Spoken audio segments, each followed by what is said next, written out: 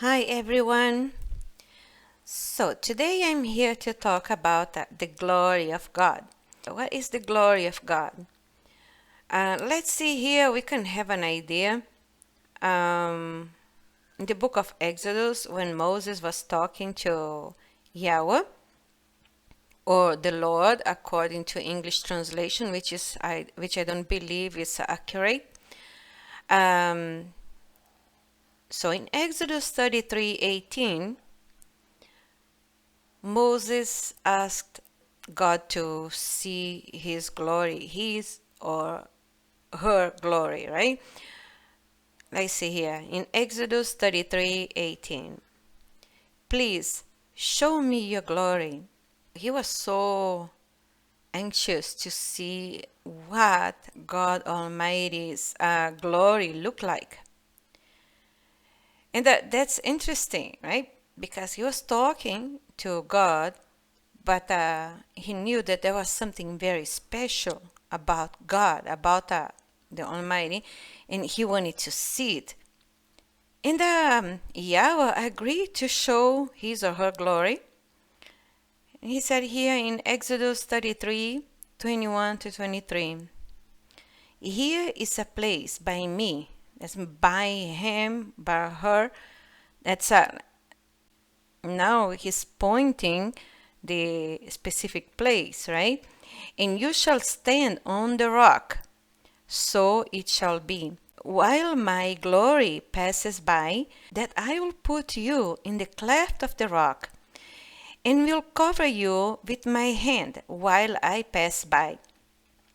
Then I will take away my hand, and you shall see my back, but my face shall not be seen.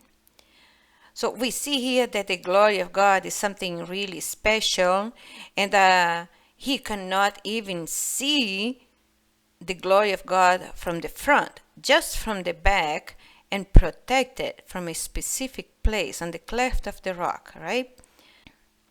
But let's see a little more details in Exodus 16:10.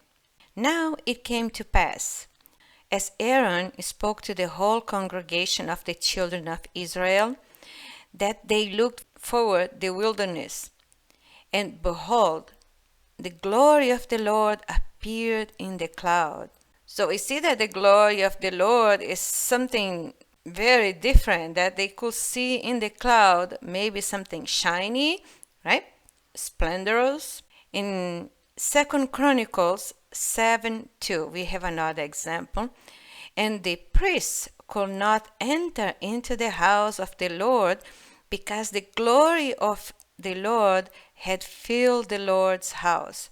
Well, let's put all these lords here, Yahweh, because Lord is a false translation.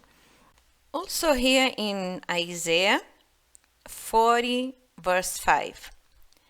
The glory of the Lord shall be revealed, and all flesh shall see it together, for the mouth of the Lord has spoken.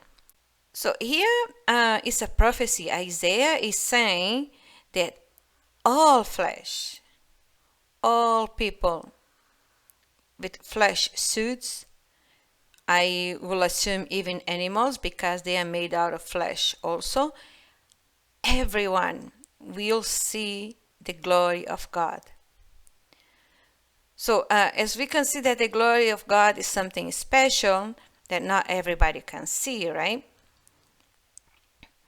Then in Ezekiel 44 verse 4, also he brought me by way of the north gate to the front of the temple.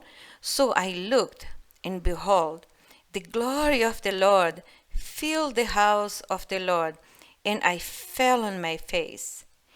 So the glory of the Lord is something very, very special that makes you even fall on your face, right?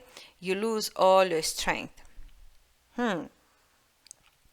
Luke 2 verse 9. And behold, an angel of the Lord stood before them, and the glory of the Lord shone around them, and they were greatly afraid. So the angels, when they appeared there to those shepherds, also the glory of the Lord was appeared there. But let's see here, we have something very contradictory that Paul, false apostle, 1 Corinthians 11:7, for a man indeed ought not to cover his head, since he is the image and glory of God, but woman is the glory of man. Well, right after he said something contradictory to what he said before. He says here on 1 Corinthians 11:15, he says, but if a woman has long hair, it is a glory to her, for her hair is given to her for a covering. So, well, I can show here the fallacy on everything that he's teaching. Do you really believe that when Moses asked God to show God's glory, that what he saw was a man, like oh man, shoot, this is God's glory? No way. So a sinful man of this earth, of flesh, appeared before him, and that's God's glory. Obviously it is not. This is a fallacy, a doctrine, false doctrine that is being spread in the world, glorifying the male and putting the women at the male's feet, which is a total fallacy. Women should never go to any man's feet because they are no God, period. But this is something that's being preached all over in the world. But do you really believe that when Moses asked to see God's glory, that he saw a flesh man there, a flesh man, sinful man, lustful man, there in front of him? But there is also something else that God said through his mouthpiece prophet Micah 2:8-9. This is what they did when they removed the daughters from their law-giving place, the daughter of Zion, right? Lately, my people have risen up as an enemy. You pull off the robe with a garment from those who trust you as they pass by, like men returned from war. The women of my people you cast out from their pleasant houses. From their children you have taken away my glory forever. So we see that here is a serious problem, what happened there. God is saying that they took away God's glory from these women's children forever. So they stole God's glory and replaced it with man's glory. Just think about it.